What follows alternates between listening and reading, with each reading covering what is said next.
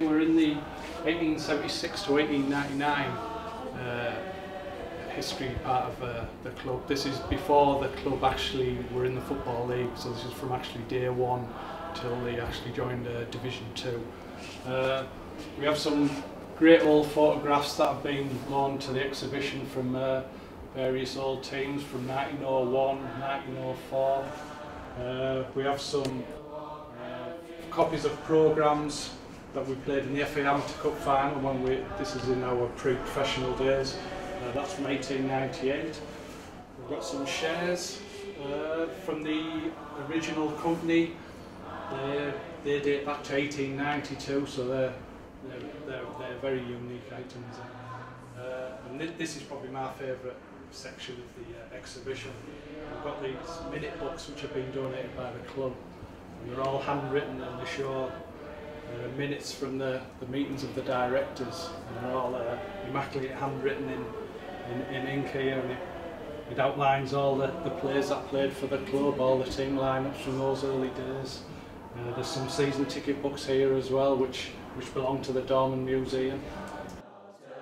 I'll move over to this box now, where we've got again some more photographs from our early days. We've got some nice photographs from actually the first game that was at Ayresome Park, which is just a couple of 100 yards over the road there. So that dates from 1903. We've got some photographs of fans going to away matches from the 20s.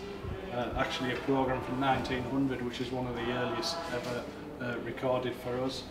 We've got there's a souvenir medal from the opening of Ayresome Park, which was actually belonged to the chairman at the time, Mr. Williams, which is currently on loan from the football club at the minute.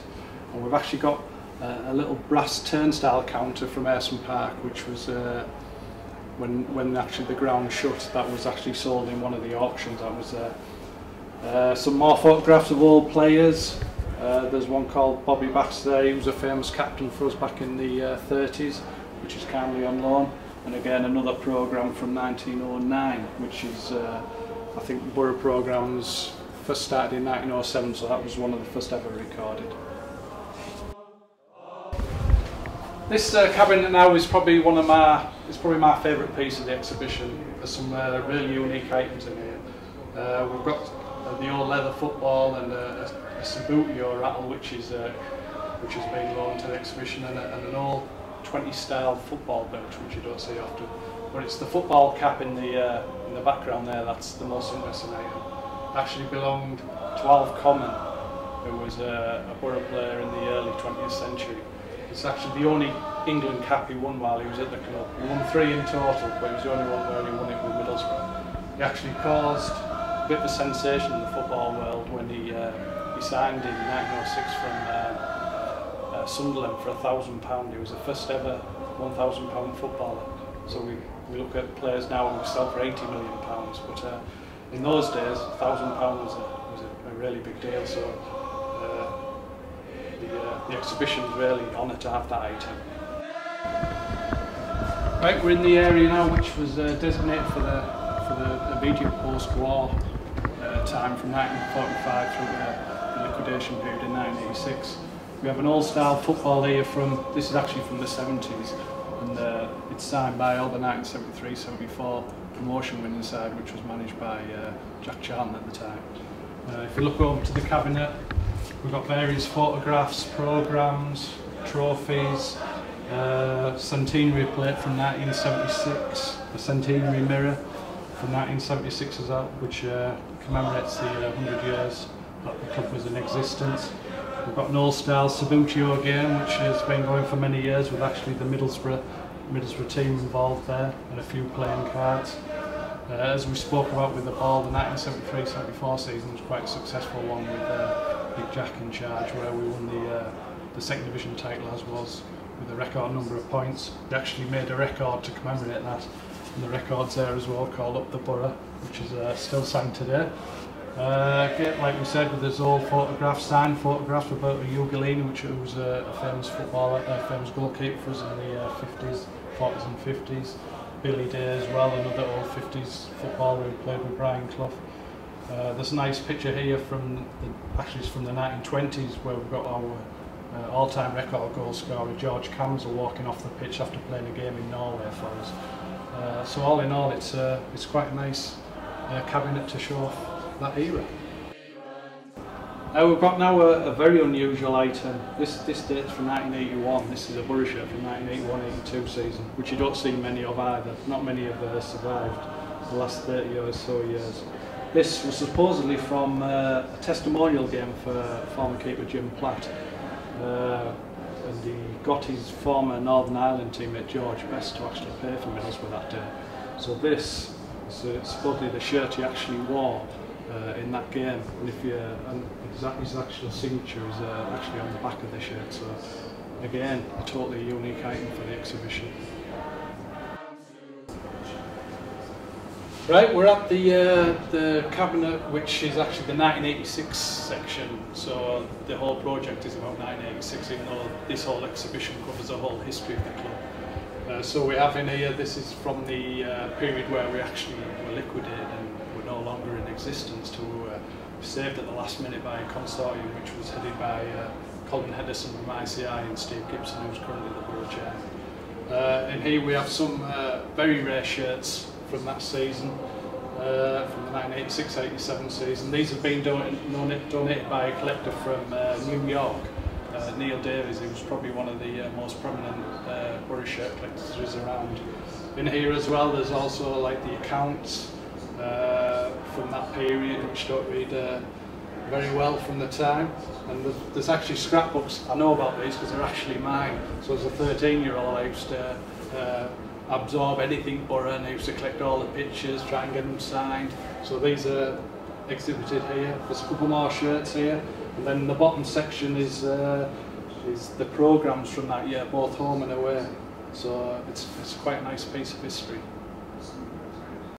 Right, I'm just introducing you to Rob Nichols, who's the editor of Flight the Moon fanzine. This has been in since 1988. Rob's been editor since the early 90s, so for the last couple of years now. I'm going to pass you on to Rob to take you around the rest of the exhibition. It's a collection of fanzines.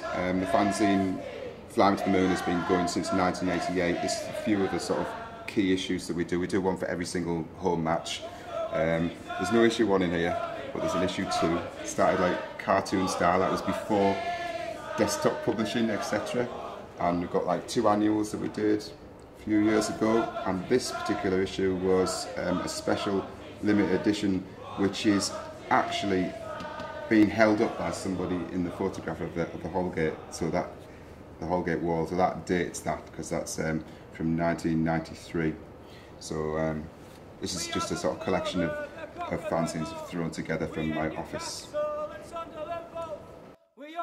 Okay, this section of the exhibition is basically after the administration till the end of Ayresome Park. So there's an awful lot of people that started watching Borough at this period where Bruce Rioch and all the young homegrown talent.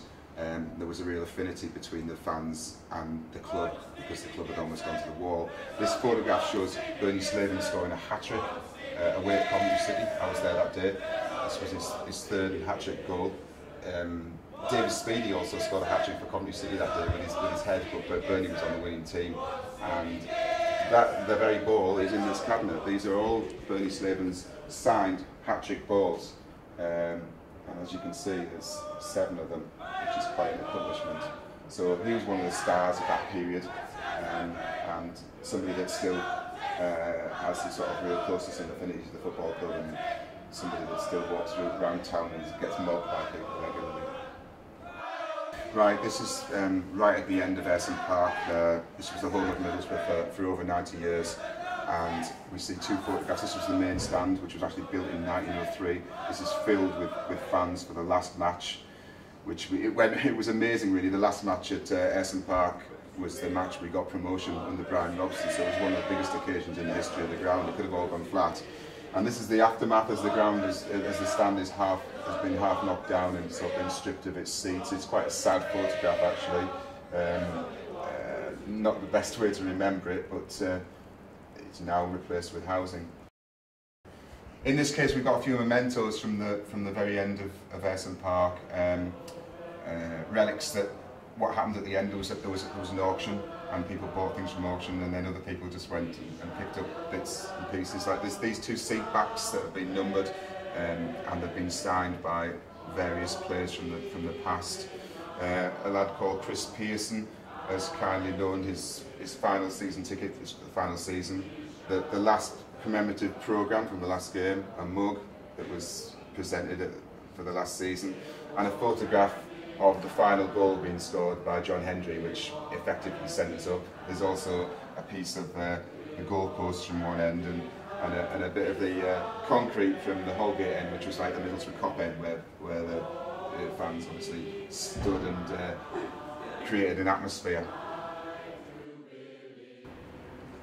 We're now into the era of Riverside Stadium when everything really took off, and this is Brian Robson management era, which goes into Steve McLaren, and this is a time when Middlesbrough finally had some success.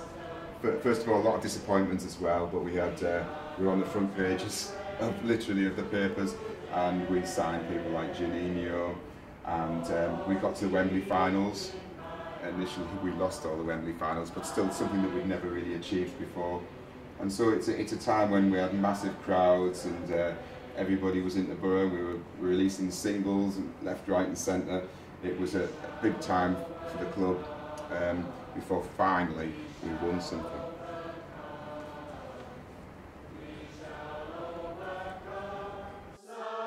Here we have got a fantastic group of Borough shirts, United colours of Borough, you could say. There's not just red in here, there's a lot of strange and wonderful coloured away shirts. The blue and black shirt is a shirt that was voted for, I think, by the fans. That's their favourite away colours, and that links back to Inter Milan and an era where we were trying to be like Kings of Europe or something. I don't know. There's a shirt up there that's the FA Cup finalist shirt, so that's quite well. It was popular until we lost, and then there's the Coca-Cola Cup finalist again. Popular until we lost, worn by people like Paul Gascoigne he just joined the club and then played the final. A purple one here, bizarre purple, not a favourite of Bernie Slaven, it has to be said. He didn't like that shirt at all, and don't blame him really. It looks really good, all these shirts together, and they've been donated by a couple of fans, one of them by me, and I haven't got a clue which ones are mine.